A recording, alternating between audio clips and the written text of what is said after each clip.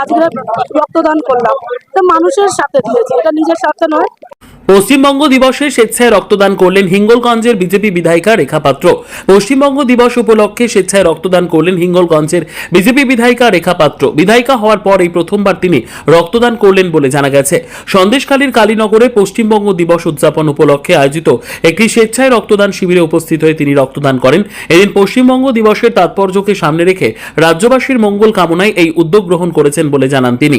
এই রক্তদান শিবিরে স্থানীয় বিজেপি কর্মী সমর্থকদের পাশাপাশি বহু সাধারণ মানুষও স্বতঃস্ফূর্তভাবে অংশগ্রহণ করে রক্তদান করেন। আজকে রক্তদান করলাম, তো মানুষের স্বার্থে দিয়েছি, এটা নিজের স্বার্থে নয়।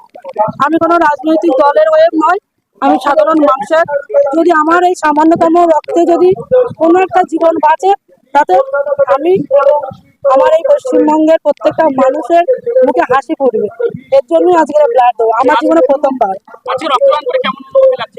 ভালো লাগছে।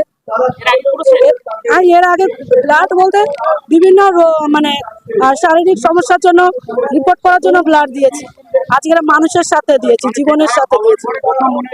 হ্যাঁ, প্রথমবার দিয়েছি। भारत माता के जय श्री राम, जय श्री राम, वंदे मातरम, वंदे मातरम। ধন্যবাদ। যুব মোর্চার সাধারণ সম্পাদক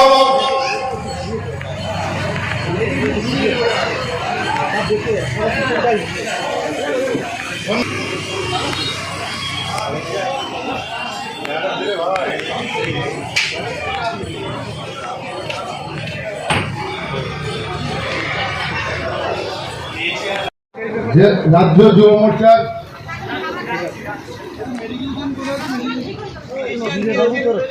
গৌতম চট্টোপাধ্যায় মহাশয়কে কিছু বন্দে মাতরম, বন্দে মাতরম।